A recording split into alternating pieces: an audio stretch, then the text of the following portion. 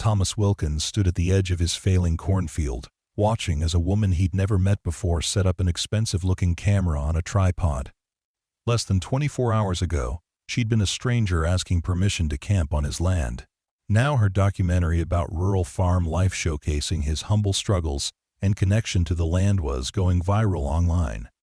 His phone hadn't stopped ringing all morning, with calls from news outlets wanting interviews. After years of fighting foreclosure and praying for rain, Thomas couldn't believe that this quiet filmmaker might be the miracle that saved everything he loved. Before we carry on, please hit the subscribe button to make my day, and let me know where you are watching from in the comments. Tomorrow's story is about a school bus driver who finds a backpack full of cash and makes a decision that will shock everyone in town. The morning sun spilled across Thomas Wilkins' weathered kitchen table, illuminating the foreclosure notice that had arrived the previous day. Outside his window, fields that had been in his family for 4 generations stretched toward the horizon, fields that might soon belong to someone else. He rubbed his calloused hands over his face, feeling the deep creases etched by years of worry and hard labor. At 53, Thomas had the lean, sinewy build of a man who'd never known anything but physical work. His light brown hair had gone mostly gray at the temples, and permanent crow's feet framed eyes that had witnessed too many failed harvests. The drought had stretched on for 3 seasons now, turning what should have been profitable acreage into a financial nightmare. The bank had been patient, more patient than most would be, but even their goodwill had limits. Thomas had 90 days to come up with enough money to catch up on his mortgage payments, or the auction signs would go up. The farm equipment dealership had already repossessed his newer tractor last month, leaving him with only the ancient John Deere his father had purchased back in the 1988s. Thomas folded the notice and tucked it into the drawer where he kept all the other bills, a growing collection of paper reminders of his failure. His wife, Margaret, had passed away 5 years earlier from cancer, leaving him alone to manage everything. Their only son, David, had fled to Chicago the moment he turned 18, desperate to escape the hardship of farm life. They barely spoke now, connected only by awkward holiday phone calls and the occasional text message. He poured himself a cup of coffee and stepped out onto the porch. The morning air held a hint of autumn crispness, though summer's heat would return by midday. It was early September, harvest time approaching, but his corn yield would be pitiful this year. The irrigation system he'd invested in 3 years ago had broken down repeatedly, and the parts to fix it properly were far beyond his budget. Thomas's property stretched across 200 acres, though much of it had gone unplanted in recent years as he'd been forced to scale back operations. The house and main barn sat on a gentle rise, overlooking fields that sloped down to meet Cooper's Creek, a modest waterway that marked his eastern boundary. As Thomas walked the gravel path toward the small barn, he noticed a vehicle parked at the bend in his long driveway. It was a dark blue SUV, modest but newer than anything he'd driven in the past decade. Thomas frowned. He wasn't expecting visitors, and salespeople rarely ventured this far from town. Curious and a bit wary, he changed direction and headed toward the vehicle. As he approached, he saw a woman standing beside it, studying something on her phone. She was perhaps in her mid-30s, dressed practically in hiking boots, cargo pants, and a light blue button-down shirt with the sleeves rolled up. Her dark hair was pulled back in a simple ponytail, and large sunglasses obscured much of her face. What caught Thomas's attention wasn't her appearance, but the expensive-looking equipment being unloaded from her vehicle. A professional camera on a sturdy tripod stood nearby, along with what appeared to be sound equipment and several hard-sided cases. "Morning," Thomas called out when he was within earshot. "Can I help you with something?" The woman looked up, startled, then quickly recovered and offered a polite smile. "Good morning. I'm sorry to intrude. I was hoping to speak with the owner of this property." "You're speaking to him, Thomas Wilkins." He didn't extend his hand, keeping a cautious distance. "Mr. Wilkins, I'm Olivia Chen." She removed her sunglasses, revealing dark, intelligent eyes that assessed him quickly. "I'm a filmmaker working on a documentary project about American waterways and the surrounding ecosystems. Your creek caught my attention when I was researching this area." Thomas frowned slightly. Cooper's Creek was hardly remarkable, a modest stream that eventually joined the larger river about 10 miles east. My creek? Olivia nodded enthusiastically. It's one of the few in this region that hasn't been significantly altered by commercial development or agricultural runoff. The riparian zone is surprisingly intact. I've been documenting various waterways across the Brashenay country, focusing on their ecological significance and the people who live alongside them." End quote.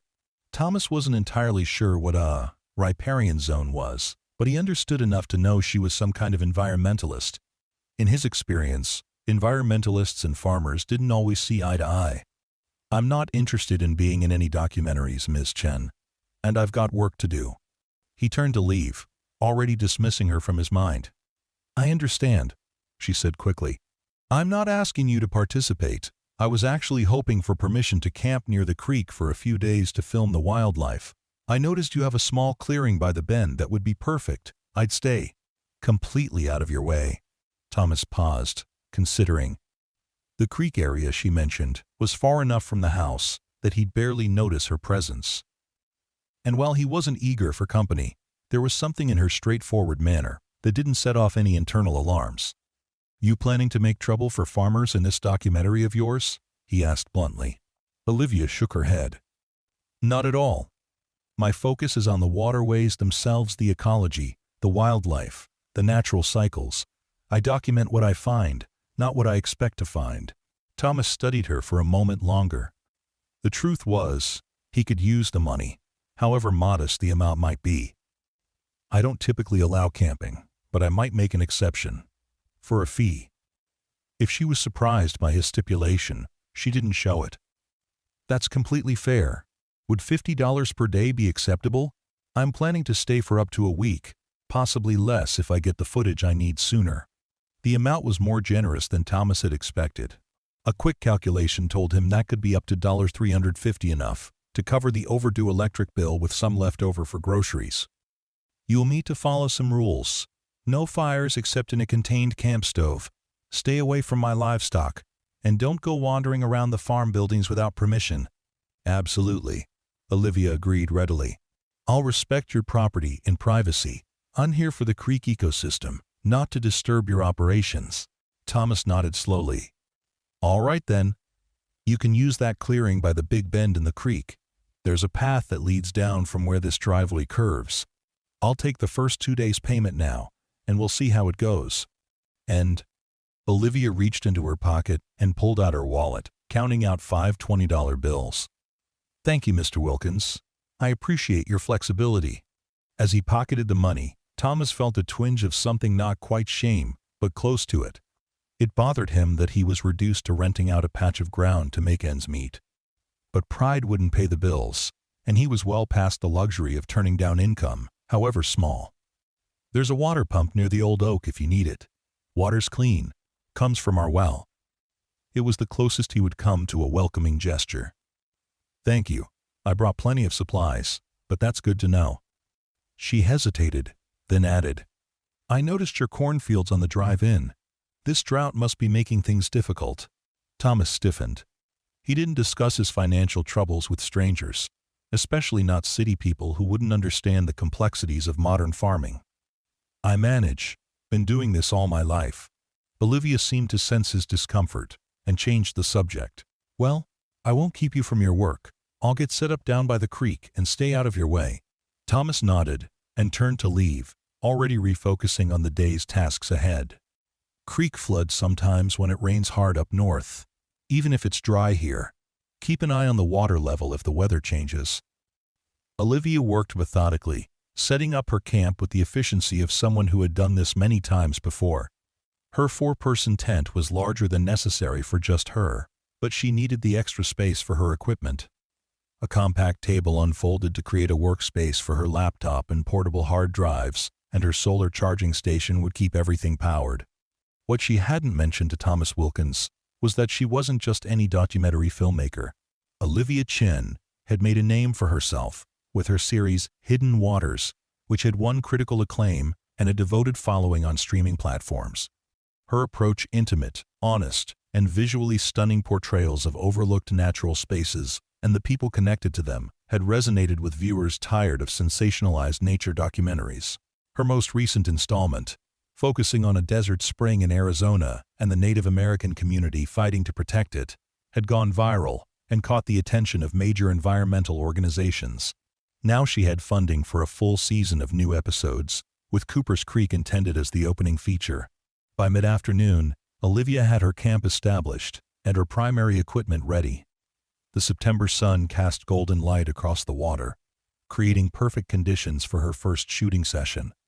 She waded carefully into the shallow creek, her camera protected in a waterproof housing, and began capturing the underwater world's small fish darting between rocks, the hypnotic patterns of sunlight filtering through the surface, the gentle current shaping the sandy bottom. Time slipped away as she worked, lost in the meditative process of documentation. It was only when her stomach growled insistently that she realized the sun was setting. Emerging from the creek, she dried off her equipment and set up her camp stove to prepare a simple dinner. As she ate, Olivia reviewed the day's footage on her laptop, making notes for tomorrow's shooting plan. The quality was excellent. This location had even more potential than she'd anticipated. The creek supported a surprising diversity of life, and the evening light created stunning visuals as it played across the water's surface. Movement caught her eye, and she looked up to see Thomas Wilkins walking along the creek bank, about 50 yards upstream. He didn't approach her camp, but paused occasionally to examine something on the ground or in the water, conducting his own survey of the property perhaps, or simply taking an evening walk. Olivia considered calling out a greeting but decided against it. His body language suggested he wasn't seeking interaction. Instead, she observed him discreetly, noting the way he moved with familiarity through the landscape, his eyes constantly assessing, his hands occasionally reaching down to test the soil or adjust something only he could see. Needed fixing. This was what fascinated her about people who worked the land: their intimate knowledge of their surroundings, their physical connection to the environment that most modern humans had lost. Thomas Wilkins might not use the terminology of ecology or conservation, but he read the landscape with a fluency that came from decades of daily observation. Inside her tent, with her laptop casting a blue glow across her features, Olivia began the process of organizing and backing up the day's work. On a separate document, she made notes about Thomas Wilkins and his farm observations that might prove useful if the human element of this story developed further. Farmer shows signs of financial strain, she typed. Equipment appears old, fields partially fallow. Solo operation, no visible farmhands or family assistance. Pride intact despite hardship. Classic American farmer archetype: independent, resilient, possibly stubborn. Potential story angle: last of a dying breed? Holding on to family legacy against mounting economic pressures? Olivia paused, considering whether she was being presumptuous in her assessment. She had a tendency to narrativize people quickly, an occupational hazard of documentary filmmaking, but her instincts were usually sound, and everything about Thomas Wilkins suggested a man fighting a losing battle against forces beyond his control. Thomas awoke before his 5 a.m. alarm, as he had nearly every day of his adult life. Farm habits died hard, even when there was less farm work to do than in years past. He moved through his morning routine: mechanical coffee first, then a simple breakfast of toast and eggs from his own chickens. The kitchen felt too large for just one person, as it had since Margaret's passing. He'd never been one for unnecessary talk, but the absence of her gentle morning chatter still left a hollow space in his day. After breakfast, Thomas pulled on his work boots and headed out to check on his livestock. The eastern sky was just beginning to lighten, painting the clouds in shades of pink and gold. He'd never tired of farm mornings, even as everything else about agricultural life had grown harder. As he drove down the rutted path that led to the creek, Thomas spotted movement near the water's edge. Olivia Chen was already up and working, standing knee-deep in the creek with her camera pointed at something just below the surface. She wore quick dry pants rolled up to her knees and appeared completely absorbed in her task. Thomas parked the truck and approached the pump housing, keeping a respectful distance from his tenant. But curiosity got the better of him, and he found himself watching her work. Her movements were precise, patient, almost ritualistic, as she waited motionless for long moments before adjusting her position slightly and continuing to film. "Morning," he called out, not wanting to startle her by working silently nearby. Olivia looked up, seeming momentarily disoriented as she shifted her attention from whatever she'd been filming. Then she smiled, a genuine expression that transformed her serious face. "Good morning, Mr. Wilkins. You're up early." "Always am," he replied, opening the metal housing that protected the irrigation pump. "Checking the pump. Storms might be coming tomorrow." "I heard the forecast," she nodded. "Don't worry about me. I've camped through plenty of bad weather." Thomas grunted acknowledgement as he examined the pump's filters for debris. "Creek can rise fast here. Flash flood once took out a whole section of bank 10 years back." Olivia waded carefully out of the water, carrying her camera. "Thanks for the warning. I'll move my equipment to higher ground before the storm hits." As she reached the bank, Thomas could see she held a small waterproof case in her other hand. She opened it, revealing a tiny camera no bigger than a golf ball. "Just collecting my time-lapse camera. It's been running all night." "Catch anything interesting?" Thomas asked, surprising himself with the question. "A family of raccoons visited around midnight. A few deer before dawn." She smiled again. "And something I think might have been a mink, though it moved too quickly for a clear shot." Thomas nodded. "Plenty of mink around here. They den along the banks upstream." "You know the wildlife well," Olivia observed, setting her equipment on a folding table near her tent. Thomas shrugged as he closed the pump housing. "Been watching them all my life. My grandfather used to trap mink for their pelts back when that was still good business. Taught me to read their signs when I was just a boy." Olivia's eyes lit with interest. That's exactly the kind of local knowledge that gets lost between generations. The relationship between people and the land changing over time. Something in her tone made Thomas wary again. It sounded too much like the beginning of a lecture about how farming practices had changed for the worse, how modern agriculture had lost its connection to nature. He'd heard it before from well-meaning environmentalists who'd never had to make payroll or watch crops fail despite their best efforts. "Need to check the corn," he said abruptly, turning toward his truck. "Storm might damage what's left if it hits hard." "Of course," Olivia replied, her tone neutral. "I didn't mean to keep you from your work." Thomas paused, feeling a twinge of guilt at his brusque response.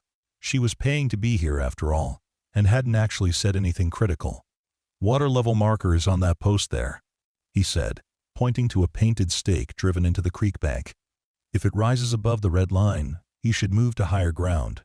You're welcome to use the equipment shed up near the house if things get rough." The offer surprised them both. Thomas rarely invited anyone into his spaces, and Olivia clearly hadn't expected the concession. "Thank you," she said simply. "I appreciate that." By midday, dark clouds were building on the western horizon, moving in faster than the forecast had predicted. Thomas hurried to secure loose equipment and move anything vulnerable to water damage. As he worked, he found himself glancing toward the creek, wondering if Olivia Chen was heeding the warning signs of the approaching storm. Olivia tracked the storm's approach with the weather app on her phone. The system was intensifying and moving faster than initially predicted, with potential for heavy rainfall and strong winds.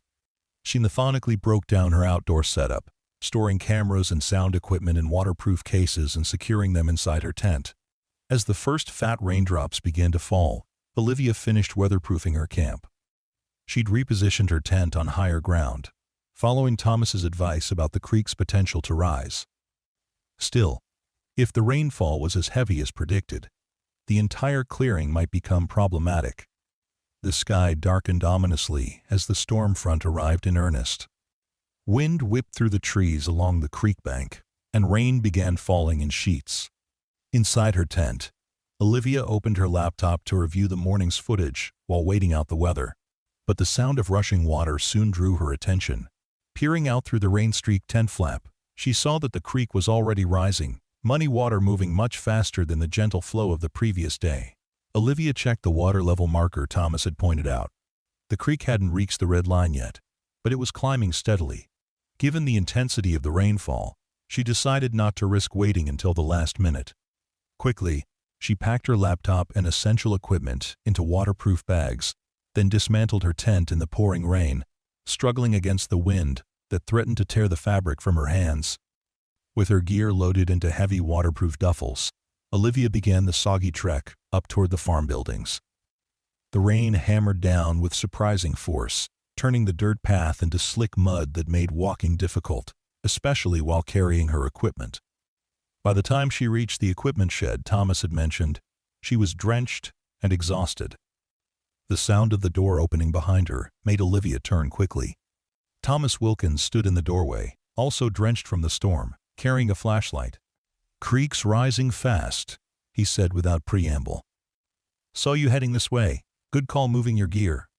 "Thank you for letting me use the shed," Olivia replied, pushing wet hair from her face. "The storm hit harder than I expected." Thomas nodded, stepping inside and closing the door against the howling wind. Weather Service upgraded it to a severe thunderstorm warning, flash flood warnings for the whole county. He hesitated, then added, "You might be stuck here a while. Forecast says it could last through the night." Olivia tried not to show her concern. A night in an equipment shed wasn't ideal, but she'd weathered worse conditions during her filming career. "I'll be fine. I have some emergency supplies in my pack." Thomas seemed to struggle with something internally before speaking again. "House has electricity and running water. Spare room that's not being used. Makes more sense than camping in my shed during a flash flood." The offer clearly didn't come easily to him, and Olivia appreciated both the gesture and the practical reasoning behind it. Still, she was hesitant to impose. "That's very kind, but I don't want to intrude on your space." "Not kindness, just common sense," Thomas replied, though the gruffness in his tone seemed more habitual than genuine. "Can't have you getting hypothermia on my property. Bad for business." The hint of dry humor surprised her. "Well, when you put it that way, how can I refuse?" Thomas helped her gather her equipment, carrying the heaviest bags as they made a dash through the rain to the farmhouse. Inside, the house was modestly furnished, but clean and well-maintained. Thomas led her to a small mudroom off the kitchen, where they could remove their wet outer layers. "Bathroom's upstairs if you want to dry off," he said, hanging his soaked jacket on a hook. "First door on the right. Spare bedroom's next to it. There are clean towels in the hallway closet." After a quick hot shower that restored feeling to her chilled limbs, Olivia changed into dry clothes. As she toweled her hair, Olivia studied her reflection in the bathroom mirror, considering her unexpected situation. This was not how she'd planned to develop a rapport with Thomas Wilkins. She preferred to establish relationships with her documentary subjects gradually, allowing trust to build naturally as they became accustomed to her presence. Being thrust into his personal space by a weather emergency changed the dynamic entirely. When Olivia returned downstairs, she found Thomas in the kitchen, stirring something on the stove that smelled delicious. He'd also changed into dry clothes, a faded plaid flannel shirt, and worn jeans that had seen countless washings. "Hope you like chili," he said, without turning around. "It's nothing fancy." "Chili sounds perfect after getting soaked," Olivia replied. "Can I help with anything?" Thomas gestured toward a loaf of bread on the counter. "Could slice that if you want. Bowls are in the cabinet to your right." They worked in surprisingly comfortable silence, the domesticity of the task creating a natural rhythm between them. Olivia found plates and silverware, setting 2 places at the kitchen table without being asked. Thomas filled a metal kettle and placed it on a back burner, presumably for coffee or tea later. The kitchen, like the rest of the house, showed signs of a woman's touch from years past. Curtains with a faded floral pattern, a collection of decorative plates on one wall, small touches that Thomas had apparently maintained but not added to. Olivia wondered how long he had lived alone here, but didn't ask. As they sat down to eat, Thomas surprised her by speaking first. "You said you're filming a documentary about waterways. That seems like awfully specific subject matter." Olivia nodded, grateful for the opening. "It's part of a series I've been working on, called Hidden Waters. Each episode focuses on a different body of water, the ecosystem it supports, how it shapes the surrounding landscape, and the people whose lives intersect with it." "And people watch this?" Thomas asked, his tone genuinely curious rather than dismissive. "More than you might expect," Olivia replied with a small smile. The first season has over 15 million views online. People are drawn to stories about places they might never visit themselves, especially when those places are disappearing or changing. Creek's been running through this property since before my great-grandfather bought the land, Thomas said. Used to be deeper. Drought's been hard on it, same as everything else around here. The comment opened a door that Olivia hadn't expected so soon. How long has the drought been affecting this area? Thomas took a sip of water before answering. 3 years of below-average rainfall. This year's been the worst. Corn yield will be maybe 40% of normal, and that's with irrigation pulling from the creek when I can manage it. That must be incredibly challenging, Olivia said, careful to keep her tone neutral rather than pitying. Farming's always challenging.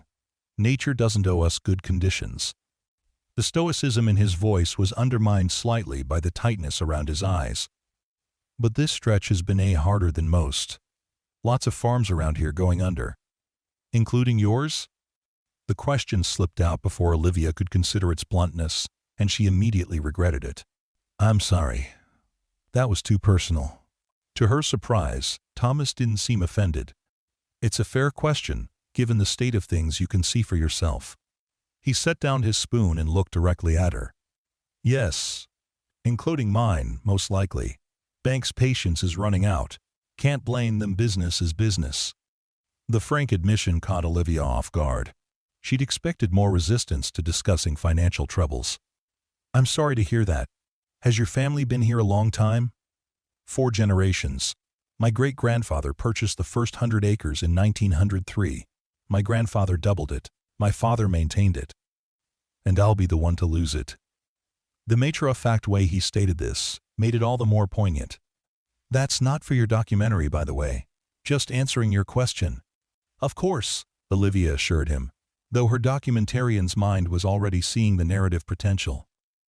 Everything is off the record unless you explicitly agree otherwise. After dinner, as they sat on the porch watching darkness settle over the farm, a comfortable silence between them, Olivia found herself unexpectedly emotional about the situation. In just one day, she had discovered a story far more compelling than she'd anticipated when she first selected Cooper's Creek as a filming location. I want you to know, she said carefully, that I think what you're dealing with here, the struggles of family farms, the impact of climate change on agriculture, these are important stories that often go untold. If you ever did want to share your perspective, I believe it could help people understand what's happening to rural America. End quote.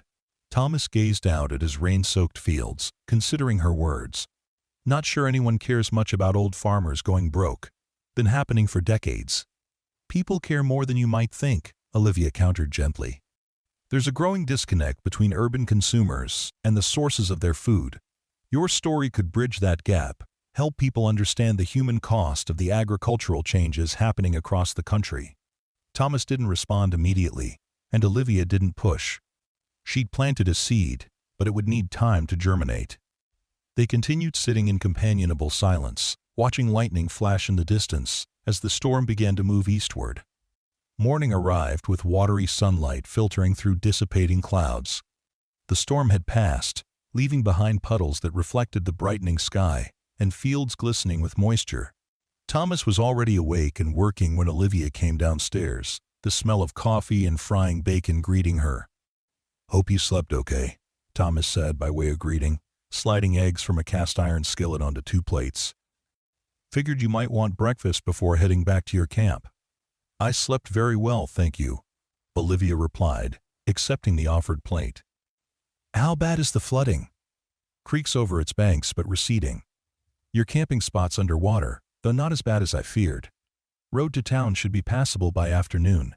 He poured coffee for both of them and sat down across from her. Got some cleaning up to do around the place? Storm blew down some branches, tore loose a section of the equipment shed roof. Olivia nodded, her mind already calculating how this would affect her filming schedule. I can help with cleanup if you'd like, before I reset my camp. Thomas looked surprised at the offer. You don't have to do that. Not part of our arrangement. Consider it neighborly assistance, Olivia suggested. Besides, I'm curious to see more of your operation. It would help me understand the context of the creek ecosystem better. It was a professional justification, but not entirely honest. The truth was, Olivia found herself genuinely interested in Thomas and his farm, beyond just their potential as documentary subjects. There was something compelling about his quiet resilience, the way he carried his burdens without complaint. After breakfast, they surveyed the damage together. The creek had indeed breached its banks, water spreading several yards beyond its normal course. Olivia's campsite was partially submerged, though her decision to move equipment the previous day had prevented any losses. The farm buildings had weathered the storm reasonably well, with the exception of the equipment shed's roof panel that had come loose in the wind.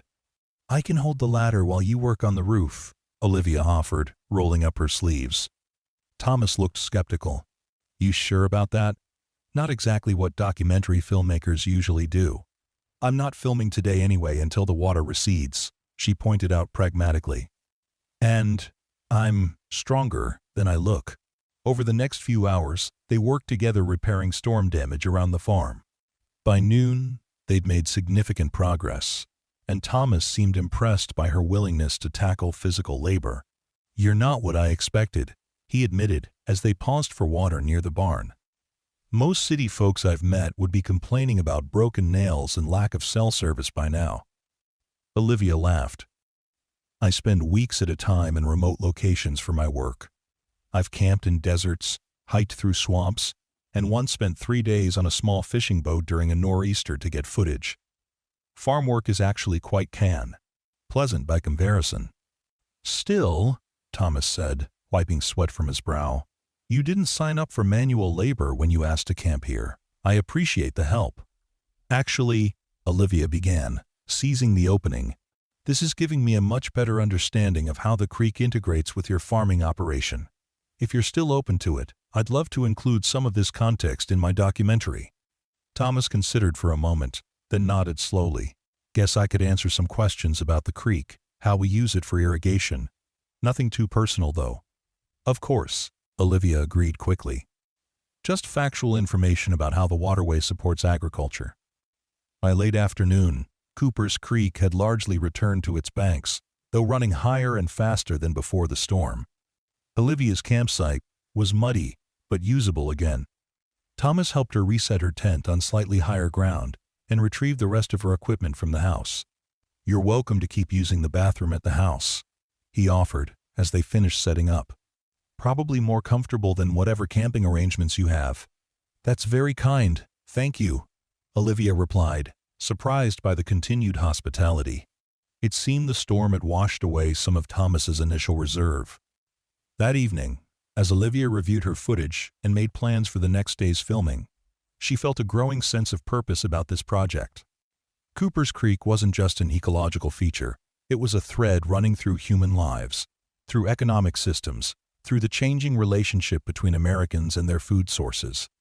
And Thomas Wilkins, with his quiet dignity and looming loss, personified a pivotal moment in that ongoing story. The following morning, Thomas met Olivia at the creek as agreed, looking somewhat self-conscious, but determined. "So, how do we do this?" he asked, eyeing her camera setup with mild apprehension. "Should I prepare something to say?" "Just be yourself," Olivia assured him, adjusting her equipment. "I'll ask questions, and you answer naturally. We can always do multiple takes if needed, but authentic responses usually work best." She positioned Thomas near the irrigation pump, with the creek flowing behind him creating a perfect visual context. The morning light cast a golden glow across the scene, highlighting the weathered lines of his face and the practical intelligence in his eyes. "Whenever you're ready," Thomas said, squaring his shoulders slightly. Olivia began with simple questions about the creek, how long it had been part of the farm's water management, how its flow had changed over his lifetime, what wildlife he remembered seeing along its banks as a child, compared to now. Thomas answered thoughtfully, initially stiff, but gradually relaxing as the conversation flowed. "My earliest memory of this creek," he told the camera, "is coming down here with my grandfather when I was maybe 5 years old.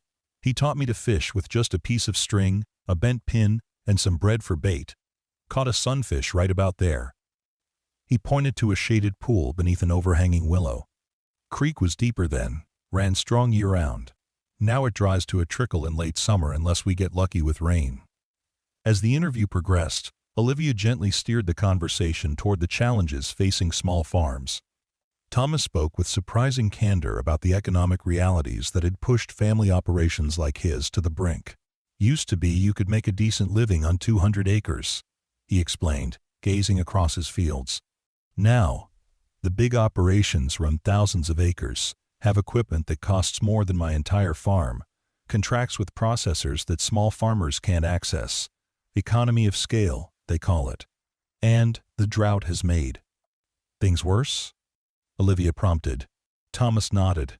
3 bad years in a row. Each one, I plant with hope, pray for rain, watch the sky instead of the markets. Could handle economic pressure or climate pressure, but both together. He shook his head, not completing the thought but not needing to. What will happen to the farm? Olivia asked, the camera capturing the momentary flicker of pain that crossed his features before his expression settled back into stoic acceptance. Bank forecloses in 90 days unless I find about $70,000, he said matter-of-factly. Then it goes to auction.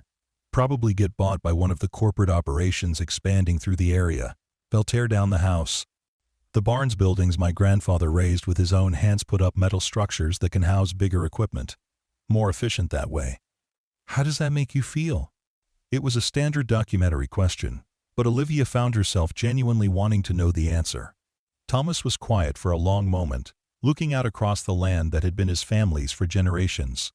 Like I've failed, he finally said, his voice low but steady. Not just my ancestors who worked so hard to build this place, but the future generations who won't ever know what it means to be connected to land this way, my son included. He met Olivia's eyes directly. But feeling sorry for myself won't change what's coming. Just have to face it, with whatever dignity I can muster. The honesty of his answer caught Olivia off guard, creating one of those rare documentary moments that transcended the typical interview format. She let the camera run silently for several seconds, capturing Thomas's expression as he gazed across his farm, the weight of his impending loss visible in the set of his shoulders. Throughout the day, they continued filming at various locations around the property, the aging barn with its hand-hewn beams, the fields where drought-stressed corn struggled to produce, the family cemetery where Thomas's parents, grandparents, and wife were buried on a quiet hillside overlooking the creek. At each location, Thomas shared stories and observations, gradually painting a picture of a way of life that was disappearing not just from his own future, but from the American landscape as a whole. By late afternoon, Olivia had hours of powerful footage. Thomas had proven Dawn to be a natural on camera, his authenticity and thoughtfulness coming through clearly. They ended the day's filming back at the creek, where Thomas demonstrated how he monitored water quality and flow rate to determine irrigation schedules. The creek and I have a deal, he explained, crouching to scoop water in his weathered hands. I only take what I absolutely need, and I try to keep it clean for whoever's downstream. My father taught me that water isn't really owned by anyone, we're just borrowing it for a while. Over the next 3 days, Olivia and Thomas fell into a comfortable routine. Mornings began with filming Thomas at his daily chores, feeding animals, checking irrigation, walking fields to assess crop conditions. Afternoons were spent exploring different aspects of the farm's relationship with Cooper's Creek. Thomas proved to be an increasingly engaging subject, his initial reserve giving way to thoughtful reflections on farming, family history, and the changes he'd witnessed over his lifetime. On the 4th day, as they were reviewing some footage together on Olivia's laptop, her phone rang with a call from her producer. She excused herself and walked a short distance away to take it. Chen here, she answered professionally. Olivia, the sample footage you sent is extraordinary. Her producer's voice carried the unmistakable tone of excitement that came with recognizing exceptional material. The farmer Wilkins, is it? He's perfect, authentic, articulate, visually compelling. And the story angle is exactly what we've been looking for to elevate this season. I'm glad you see the potential, Olivia replied, glancing back toward Thomas, who was still examining her laptop screen with interest. There's a real human story here, alongside the environmental narrative. More than that, her producer continued enthusiastically, this could be our breakout piece. I've already shown it to the network executives, and they're talking about featuring it prominently in our marketing. They might even want to spin it off as a special feature. Olivia felt a surge of professional pride mixed with surprise. That's unexpected. I thought this would just be one segment of the season.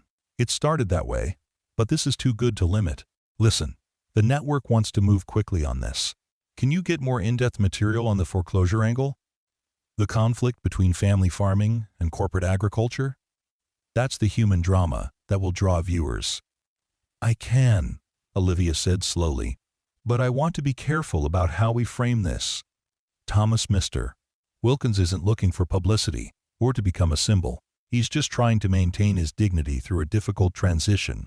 Of course, her producer assured her, though Olivia detected the slight impatience that suggested personal concerns were secondary to the story potential. Just keep getting the material. We'll handle it respectfully in editing. After ending the call, Olivia returned to Thomas, her mind racing with the implications of the network's interest. What had begun as one segment in a documentary series about waterways was evolving into something much larger. Everything okay? Thomas asked, noting her pensive expression. Yes, Olivia replied, deciding not to share the full scope of the network's interest yet. My producer was just giving me some feedback on the footage. She thinks it's coming together well.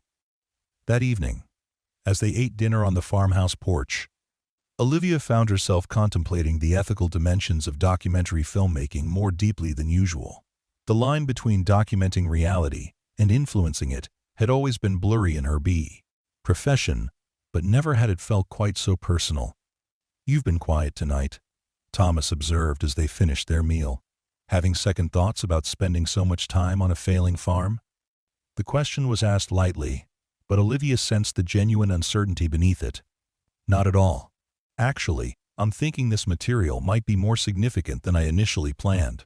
My producers are very impressed with what they've seen. Thomas raised an eyebrow. Not sure what's impressive about watching a man lose his livelihood, but I suppose that's why you're the filmmaker and I'm just the subject. It's not about showcasing failure, Olivia clarified quickly.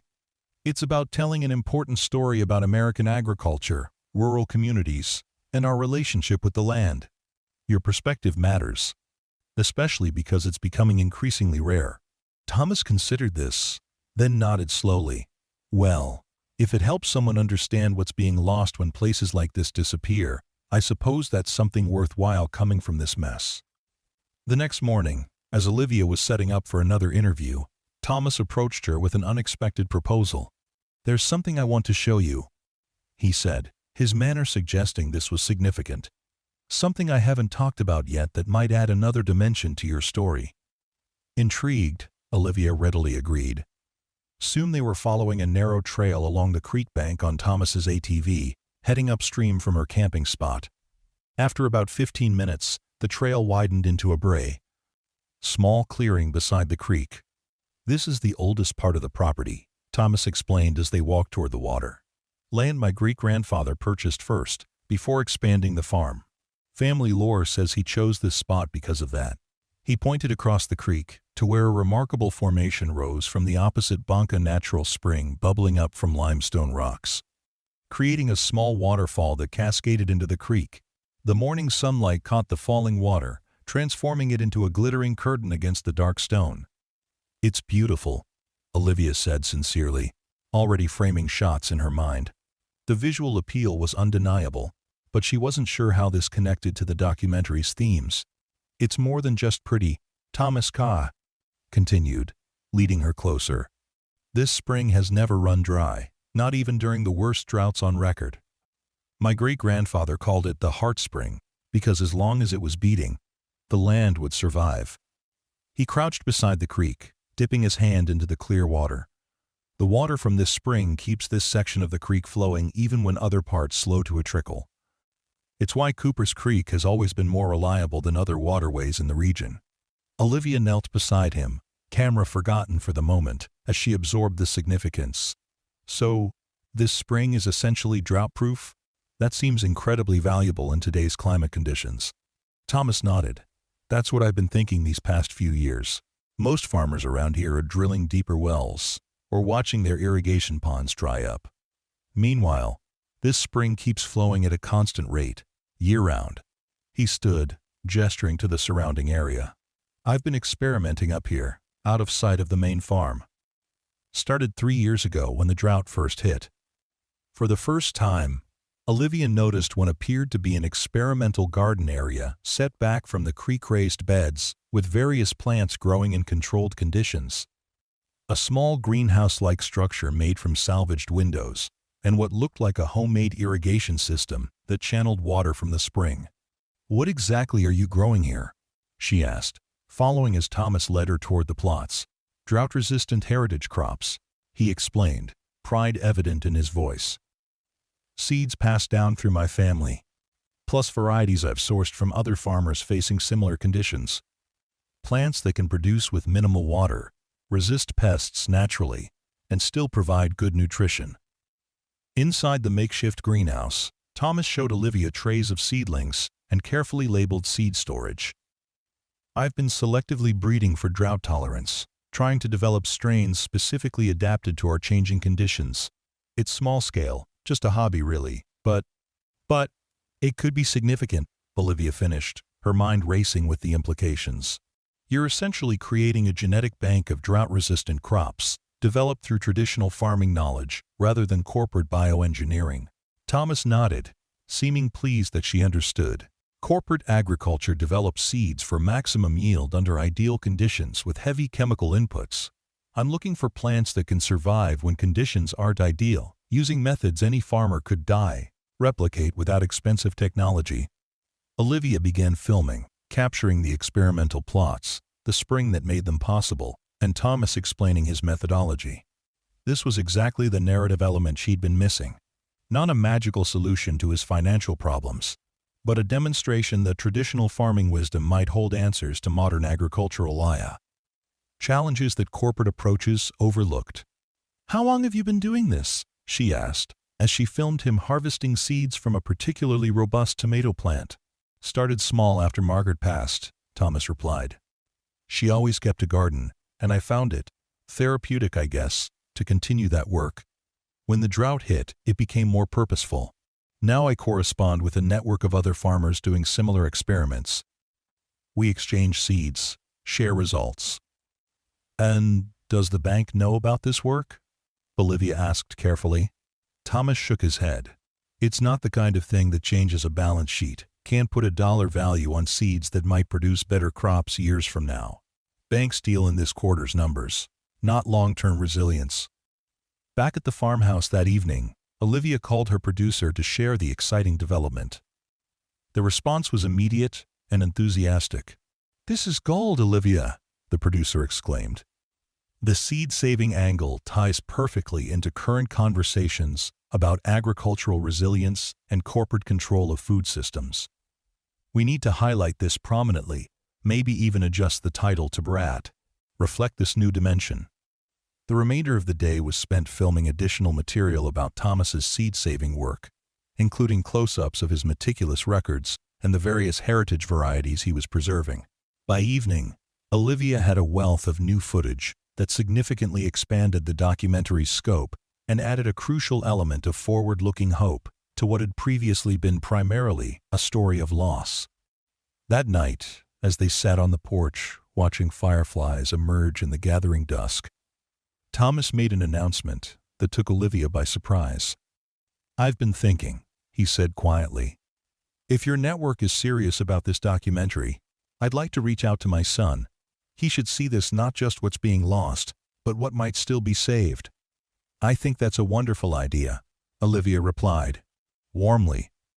"Family connections are precious, especially during difficult transitions." Thomas nodded, his expression a complex mixture of hope and apprehension. "Haven't told him about the foreclosure yet. Kept thinking I'd find a solution first. Wouldn't have to admit defeat. But your film might be a better way for him to understand what's happening here than any explanation I could give." The next week passed in a blur of intensive filming. With the new focus on Thomas's seed-saving work in addition to the conventional farming and Creek ecology, Olivia had more material to capture than originally planned. Thomas seemed energized by sharing this aspect of his work, speaking with genuine passion about the heritage varieties he was preserving and the potential they held for farming in increasingly unpredictable climate conditions. On her final day at the farm, Olivia arranged for drone footage to capture aerial views of the entire property. As the drone operator packed up his equipment, Thomas and Olivia stood at the edge of a cornfield, watching the afternoon sun cast long shadows across the land. "So, that's it?" Thomas asked, squinting against the sunlight. "You have what you need now?" Olivia nodded, feeling strangely reluctant to confirm that her work here was done. "I think so. The footage is extraordinary, Thomas. Your story, this place, it's all come together in a way that exceeds anything I could have hoped for. When do you leave?" His question was practical, devoid of sentiment, but Olivia sensed the unspoken weight behind it. "Tomorrow morning," she replied. "I need to get back to begin the editing process. My producer wants to fast-track this for a special screening event in Chicago. Actually, where your son lives. Environmental groups, agricultural policy experts, media, they'll all be there. You'd be welcome to attend, of course. It might be a good opportunity to reconnect with David in person." Thomas considered this, then nodded slowly. "I'll think about it. Still need to call him, let him know what's happening with the farm." That evening, they shared a final dinner at the farmhouse. Olivia had purchased ingredients in town and prepared a meal more elaborate than their usual fare, gesture of gratitude for Thomas's hospitality and openness. Over roasted chicken and vegetables from his garden, they discussed practical matters related to the documentary's completion. The next morning, Olivia packed her equipment in camp with Thomas's help. As she loaded the last of her gear into her SUV, she turned to Thomas, suddenly awkward in the moment of departure. "Thank you," she said simply, "for your trust, your openness, everything you've shared." Thomas extended his hand formally, and Olivia took it, feeling the calluses and strength built over decades of physical labor. "Thank you for listening," he replied. "Not many do these days." The drive away from the Wilkins farm was more emotional than Olivia had anticipated. Through her rearview mirror, she watched Thomas's figure growing smaller, standing straight-backed at the end of his driveway, hand raised in farewell. She couldn't help but wonder if she'd be the last person to document this place as the Wilkins farm, if her filming had captured the final chapter of a multi-generational story. But as she reached the main road and turned toward the interstate that would take her back to her urban life, Olivia felt a renewed sense of purpose about the project ahead. Thomas's story deserved to be told with all the complexity and nuance she could bring to it. And perhaps, just perhaps, telling it might lead to outcomes neither of them could yet imagine. The next 3 weeks passed in a blur of intensive editing sessions, supplemental interviews, and constant communication with the network. Olivia worked longer hours than she ever had before, driven by both the tight deadline and her personal commitment to doing Thomas's story justice. 10 days into the editing process, Olivia reached out to David Wilkins in Chicago, sending a professional email explaining the documentary project and extending an invitation to the upcoming screening. His response surprised her with its immediacy and concern. "Ms. Chen," it began formally. "Thank you for your message regarding the documentary about my father's farm. I must admit I was surprised to learn about this project, as my father hadn't mentioned it in our limited recent communications. While I appreciate the invitation to the screening, I'm curious about the nature of the documentary and concerned about how my father is being portrayed, and the protective tone suggested a more complicated relationship between father and son than Thomas had indicated. Olivia arranged a phone call to address David's concerns directly. "I want to be clear," David said, after Olivia had explained the project in more detail. "My father and I may have our differences, but I don't want to see him turned into some kind of rural poverty stereotype for urban audiences to feel sorry for. That's absolutely not the approach we're taking," Olivia assured him. "Your father is presented as knowledgeable, innovative, and resilient. The documentary examines systemic issues in agriculture that have made it difficult for family farms to survive, regardless of how well they're managed. and it highlights your father's experimental work with heritage seeds, which has significant potential value for sustainable agriculture." End quote. There was a pause on the line. Heritage seeds? Dad's actually talking about that? Surprise colored David's voice. He's been sending me emails about those experiments for years, but whenever I try to discuss it during our calls, he changes the subject. Says it's just a hobby, nothing worth mentioning. "It's a central focus of the documentary," Olivia explained, intrigued by this glimpse into their relationship. "Your father's knowledge of selective breeding for drought resistance, combined with traditional farming techniques, offers a powerful alternative to corporate agricultural approaches." "He showed you the spring site?" "Site?" David sounded genuinely shocked now. "He never takes anyone there. That was my mother's favorite spot on the farm. After she died, it became like a private memorial for him." Olivia absorbed this information, understanding now why that location had seemed so personal to Thomas. "I didn't realize," she said quietly. "He presented it primarily in terms of its agricultural significance." "That's Dad," David said with what sounded like a mix of exasperation and fondness. Everything filtered through the farm perspective. He sighed audibly. "So the bank is really foreclosing? He hasn't told me directly." "Yes," Olivia confirmed gently. 90 days from when I started filming, which is now down to about 60 days. Unless something changes dramatically." Another long pause followed. "I'll come to the screening," David finally said. "And I'd like to see a rough cut beforehand, if that's possible." Olivia immediately emailed Thomas to update him about the conversation. Thomas's reply was brief, but revealed his emotion in its uncharacteristic exclamation. "He's coming to the screening. Thank you, Olivia. This means more than I can say." 2 days before the Chicago screening, Olivia sent the completed documentary to her network executives for final approval. Their response was everything she had hoped for: enthusiastic praise for the film's emotional impact, visual beauty, and social relevance. On the evening before flying to Chicago for the screening, Olivia received an unexpected call from Thomas. "Just wanted to check in before tomorrow," he said, his voice carrying the slight awkwardness of someone unaccustomed to making personal calls. "I spoke with David yesterday. First real conversation we've had in years. He said some things about the farm, about what he saw in the documentary. Made me think maybe I've been wrong about what he wants." "In what way?" Olivia asked gently. "Always assumed he wanted nothing to do with farming, with the family legacy, but the way he talked about seeing the place on screen, there was something there I hadn't heard before." Thomas's voice held a note of cautious hope. "Anyway, just wanted you to know that something's already changed, even before this film reaches a wider audience."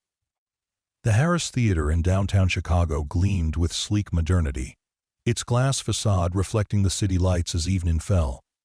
Inside, the venue buzzed with activity as staff prepared for the screening of Seeds of Resilience. Promotional posters featuring a striking image of Thomas standing beside Cooper's Creek, the farmhouse visible in the background, lined the entrance hall. Olivia arrived early, elegant in a simple black dress that contrasted with her usual field attire. She oversaw the technical checks, ensuring the documentary would be presented with optimal sound and visual quality. Her producer and network executives circulated among early arrivals, agricultural experts, and media representatives who had been invited to the event. Thomas arrived an hour before the screening, looking different in his suit, a garment that had likely hung unworn in his closet for years, but carrying himself with the same quiet dignity Olivia had observed on the farm. "Thomas!" Olivia called, making her way through the crowd to greet him. "You made it. Wouldn't have missed it," he replied with a small smile, visibly relieved to see a familiar face. "Quite a production you've put together here. The network has been incredibly supportive," Olivia explained, guiding him toward a quieter area away from the growing crowd. "There's significant interest in your story from environmental groups, agricultural policy experts, even some potential funders for sustainable farming initiatives." Thomas nodded, appearing somewhat overwhelmed by the implications. "And David?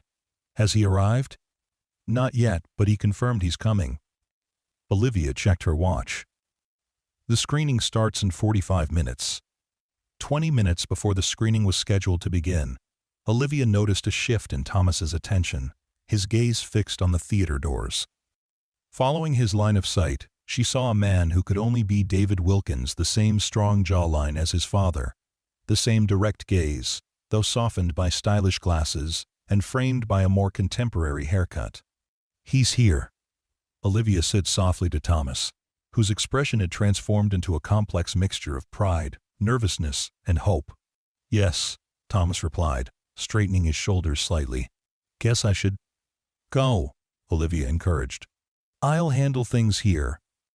She watched as Thomas made his way across the room toward his son. Their meeting was understated, no dramatic embraces or visible emotion, just a handshake that turned into a brief, awkward hug, followed by conversation too distant to overhear. But even from across the room, Olivia could see the tension gradually easing from Thomas's posture as they talked. The theater filled quickly, an energetic buzz of anticipation rising from the audience. Olivia took her place between Thomas and her producer, with David seated on his father's other side. As the lights dimmed and the network introduction began to play, Olivia found herself unexpectedly nervous about how Thomas would feel seeing his life and impending loss projected on a massive screen before strangers. The documentary opened with the aerial footage of the Wilkins farm, Cooper's Creek winding like a silver ribbon through the drought-stressed landscape. Thomas's voice, steady and unadorned, provided the narration. "This land has been in my family for 4 generations. My great-grandfather broke the soil, my grandfather expanded it, my father modernized it, and I'll be the one to lose it." And from that powerful opening, the film unfurled Thomas's story with intimate detail and broader context. The personal struggles of maintaining a family farm in changing economic and environmental conditions, interwoven with expert commentary on agricultural policy, climate challenges, and the disappearance of traditional farming knowledge. The audience was visibly moved by footage of Thomas explaining his connection to the land, and fell into reverent silence during the scenes at the spring site, where his passion for heritage seed preservation shone through. As the credits rolled over a stunning time-lapse sequence of the creek flowing through seasonal changes, spontaneous applause broke out in the theater, quickly swelling to a standing ovation. Thomas remained seated, appearing somewhat overwhelmed by the response. David placed a hand briefly on his father's shoulder, a small gesture, but significant in its support. The post-screening discussion began with the network executive introducing Olivia, who spoke briefly about the documentary's evolution, before inviting Thomas to join her on stage. When the discussion opened to audience questions, the first came from a representative of a sustainable agriculture foundation. "Mr. Wilkins, your work with heritage seeds is extraordinarily valuable, especially your focus on drought resistance. Has anyone approached you about continuing this work in a more formal capacity?" Thomas seemed surprised by the question. "No, nothing formal. I correspond with other farmers doing similar experiments, but it's all very grassroots. To be honest, I've been more focused on trying to save the farm than thinking about what comes after." Another question followed from an environmental policy expert. "Given the clear value of your approach to agricultural resilience, have you considered seeking grant funding or institutional support to continue your research, even if the farm itself changes hands?" "I haven't," Thomas admitted. "Wouldn't know where to begin with something like that." Near the end of the session, a voice from the audience asked, "What would it take to save the Wilkins farm as a working demonstration site for these agricultural techniques? Is there a specific financial threshold that would prevent the foreclosure?" Thomas looked momentarily uncomfortable discussing such personal details, but then answered with his typical candor. "Bank says I need about $70,000 to bring the mortgage current and get a 2-year extension. That would buy time to implement some of these methods on a larger scale, maybe achieve profitability again if rainfall patterns improve." The moderator, sensing the shift toward fundraising, prepared to move on, but David Wilkins suddenly stood up in the front row. "With the moderator's permission," he said, his voice steady but charged with emotion, "I'd like to address that question as well." Surprised, the moderator nodded, and David made his way to the stage. Standing beside his father, the family resemblance was striking despite their different attire and life paths. "I'm David Wilkins," he began. Thomas's son. Until watching this documentary, I didn't fully understand what my father has been developing at the spring site. Like many children who leave family farms, I focused on what I was escaping: the financial stress, the physical toll, the uncertainty. What I failed to appreciate was the knowledge being preserved, the connection to the land that goes beyond mere ownership. He turned slightly toward Thomas. My tech company in Chicago recently completed a successful funding round. I'm in a position to help prevent the foreclosure, not just as a son helping his father, but as an investment in work that is demonstrable value for our agricultural future. But I don't think this should be just a family matter. What my father is preserving belongs to our collective agricultural heritage. So, I'm prepared to establish a matching fund for every dollar contributed towards saving the Wilkins farm as a working demonstration site for these techniques. I'll match it up to the full amount needed. The audience erupted in applause, with several people immediately rising to express interest in contributing. Thomas stood motionless, visibly stunned by his son's announcement. When the moderator returned to the microphone, Thomas finally spoke. "I don't know what to say," he admitted, his voice rougher than usual with emotion. "Never expected anything like this." Later that evening, as audience members crowded forward to speak with Thomas and David, Olivia stood slightly apart, observing the scene with a mixture of professional satisfaction and personal joy. Her producer appeared at her side, beaming with excitement. "This is unprecedented," the producer gushed. "The network is already talking about a follow-up documentary on the farm's transformation, and the social media response is exploding. We're trending nationally." Olivia nodded, acknowledging the professional triumph, but more focused on Thomas and David, who stood together amidst a crowd of interested supporters, their body language suggesting a bridge being rebuilt between them. 1 month later, Olivia stood once again beside Cooper's Creek, camera in hand, documenting a very different scene than her first visit. The foreclosure notice had been canceled, replaced by a flurry of activity as the Wilkins farm began its transformation into the Wilkins Agricultural Resilience Center. David had temporarily relocated from Chicago to help with the transition, living in the farmhouse with his father as they developed plans for expanding the Heritage Seed Program. The documentary, Seeds of Resilience, had surpassed all expectations, gathering millions of views online and sparking nationwide conversations about sustainable agriculture, family farming, and climate adaptation. Universities had expressed interest in research partnerships, and agricultural students now visited regularly to learn traditional farming techniques being adapted for changing climate conditions. As Olivia filmed Thomas and David walking the fields together, discussing irrigation improvements that would maximize the spring's output, she reflected on how a simple request to camp by a creek had led to the remarkable transformation. The Wilkins farm had been saved not by charity, but by recognition of the value inherent in Thomas's knowledge and approach value that might have been lost without documentation. Cooper's Creek still flowed as it always had, indifferent to human concerns yet central to human flourishing. The water that had sustained generations of Wilkins farmers would now nourish new growth, not just of crops, but of ideas, connections, and possibilities that bridged past wisdom and future needs. And Thomas Wilkins, no longer the last of his line to work this land, walked alongside his son with the quiet pride of a man who had not failed his ancestors after all, but instead had found an unexpected way to carry their legacy forward into a changing world.